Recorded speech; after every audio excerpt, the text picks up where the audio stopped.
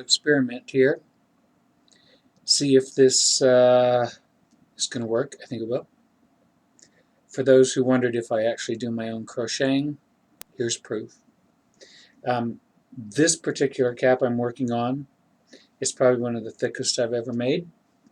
It is using 3 strands of yarn crocheted together as one, and I will show them to you in a moment here. I'm not, first time doing this. Patience. Okay, this fabulous alpaca yarn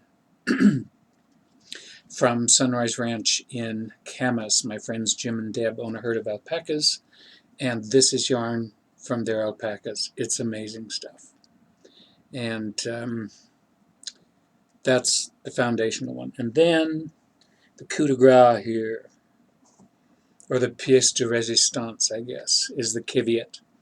And 2 strands of kiviot are being used here, pulled together with the alpaca. So this is not only going to be extremely protective, but extremely warm at the same time. 2 strands of kiviot with a strand of alpaca. The kiviot comes from the Arctic muskox. It is the downy undercoat that has to be separated from the big guard hairs. But wow, it's one of the softest, if not the softest fiber on earth. And it's an extraordinary yarn. I'm crocheting those together with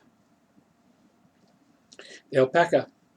And this is a massive cap. This is going to be a big 4 corners cap, which means it'll have a big turned up band like that.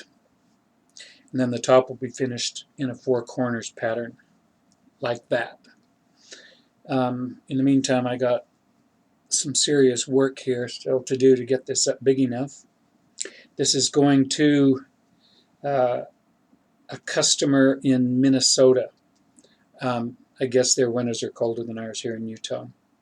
Anyway, I'm just going to start doing this little series of videos talking about some of the caps that I do and sharing a little bit about the yarns, some of the styles. But yeah, you have to own a kiviot cap. There's just no way around it. Kiviot is amazing. Softest yarn I've ever worked with. My kiviot cap, which I've had for several years, is over here, if I can borrow it from you, Lorenzo. Oh, my puppy Lorenzo, who's off camera there, loves my kiviot cap. This is my kiviot cap. I've had this probably for 6, 7, maybe 8 years now.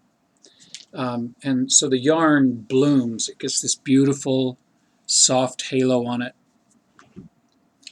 I generally, because it's so warm, I generally wear it just like that and let the top flat back.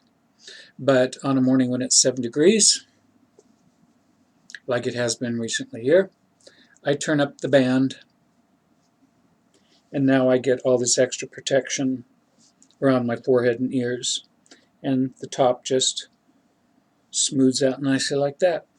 That's my kiviot. But it's a little warm in the house for right now. I have this built-in cap on my head, all these curls. You laugh. Well, maybe they're not laughing, Tom. Maybe you're the only one laughing. Yeah, my hair's warm. I got a lot of it, and it keeps me plenty warm. So it has to be pretty cold outside before I put on the kiviot. Because seriously, it is 10 to 12 times warmer than wool. And wool is considered, of course, extremely insulating. But because kiviot is a fur, a kind of fur, it has a different insulating property to it. So anyway, yeah, that's what I'm working on right now. Hopefully this was recording and I haven't just wasted all this time talking at my laptop.